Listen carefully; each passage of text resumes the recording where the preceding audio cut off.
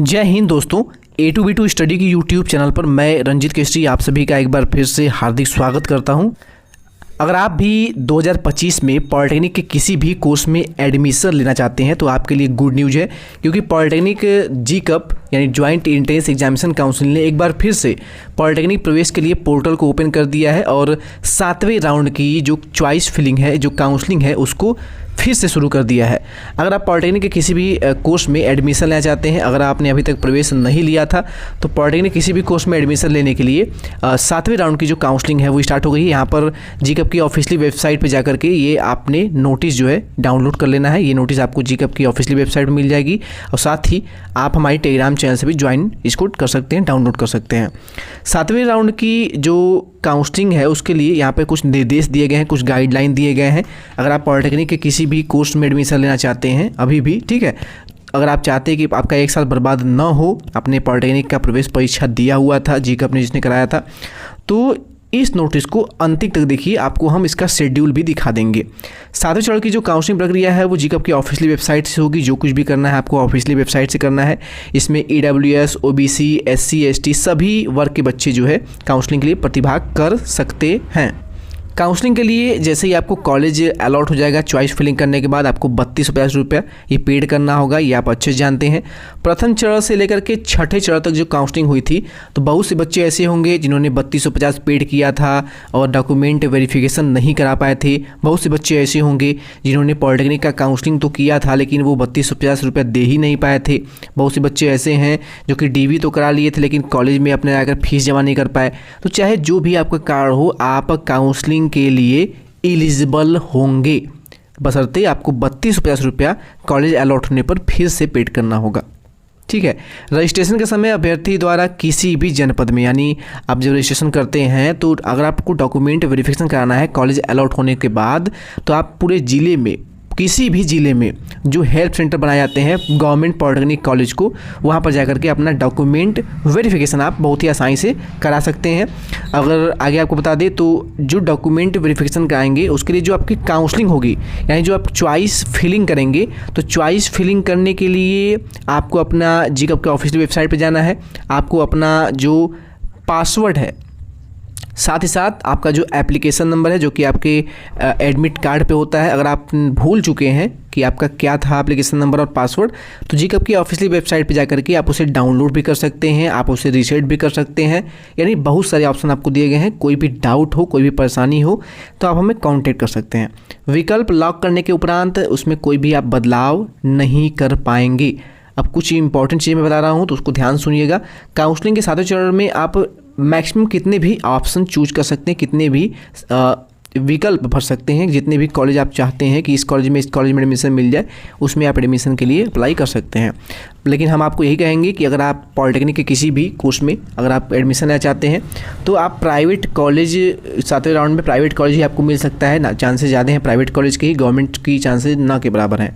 तो private college में admission लेने से पहले आपके आसपास जो भी प्राइवेट कॉलेज है उसके बारे में आप जानिए, उसको खोजिए, पता करिए, किसी से पूछिए, या फिर BTOP की ऑफिशियली वेबसाइट पर जाकर के आप चेक भी कर सकते हैं कि आपके जिस लोकेशन है उस लोकेशन का केवल नाम डाल देंगे तो आपको पता चल जाएगा कि इस लोकेशन में कौन कौन से कॉलेज हैं, उस कॉलेज में कौन कौन से कोर्सेज चलते हैं।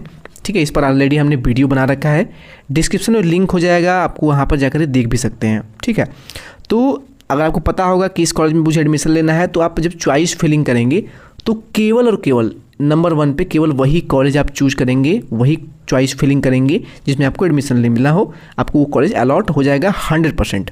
ठीक है। काउंसलिंग के 7वें चरण में जितने भी प्राइवेट कॉलेज होंगे तो कुछ बच्चे ऐसे हैं, कुछ कॉलेज ऐसे हैं जो कि बच्चों को आरक्षण देते हैं, अल्पसंख्यक समुदाय संबंधित बच्चों को। तो अगर आप अल्पसंख्यक समुदाय से हैं तो उसका आपके पास प्रूफ होना चाहिए, यानी आपके पास जाति प्रमाण पत्र होना अनिवार्य है। सीट आवंटन जैसे ही आपको कॉलेज अलॉट हो जाएगा, जैसे आपको अलॉटमेंट रिजल्ट जारी हो जाएगा, आपको पता चल जाएगा आपको कौन सा कॉलेज मिला हुआ है, तो आप जो है, भले अभ्यर्थी ने विभिन्न ग्रुपों के सीट विकल्प का चयन किया हो, लेकिन आपको विकल्पों के आधार पर केवल एक सीट ही आवंटित की जाएगी, यानी आपको कोई एक ही कॉलेज मिलेगा ना, 10 कॉलेज में तो आप पढ़ेंगे नहीं। इसके बाद आपको फ्रीज और आपके जो भी कॉलेज अलॉट होगा वो आपको फ्रीज हो जाएगा, यानी लॉक हो जाएगा। आपको 3250 रुपया पेड करना होगा, आपका सीट लॉक हो जाएगा। इसके बाद अगला एक स्टेप है आपका डॉक्यूमेंट वेरिफिकेशन। डीवी कराएंगे आप किसी भी सरकारी गवर्नमेंट पॉलिटेक्निक कॉलेज में, ठीक है। और वो आपको चूज करना होगा। जैसे आप 3250 रुपये पेड करेंगे ना, तो आपको देखने को मिल जाएगा। इसके बाद आपके पास जो भी न्यूनतम अर्हता यानी जो आपकी योग्यता होगी उसको लेकर के आपको डीवी कराना है। आपके पास सभी डॉक्यूमेंट होने चाहिए ना प्रूव करने के लिए। प्रवेश शुल्क यानी जो भी कॉलेज की फ़ीस होगी, जैसे आपको सबसे पहला स्टेप क्या हुआ कि आप काउंसलिंग करेंगे। सबसे पहले क्या करेंगे, आप काउंसलिंग करेंगे। काउंसलिंग के ठीक बाद जो आपका दूसरा स्टेप होगा वो आपका होगा डॉक्यूमेंट वेरिफिकेशन। उसके बाद तीसरा जो स्टेप होगा वो आपका फीस होगा, यानी कॉलेज की जो फीस होगी वो आपको पेड करनी होगी। तो ये 3 स्टेप अगर आप कंप्लीट कर लिए हैं तो आपका एडमिशन कंफर्म माना जाएगा। और अगर आपने इसमें एक भी स्टेप मिस किया है तो आपका एडमिशन कैंसिल भी हो सकता है। तो काउंसलिंग करेंगे, डॉक्यूमेंट वेरिफिकेशन कराएंगे, उसके बाद कॉलेज की जो फीस होगी वो पेड कर देंगे, आपका एडमिशन कंफर्म हो गया।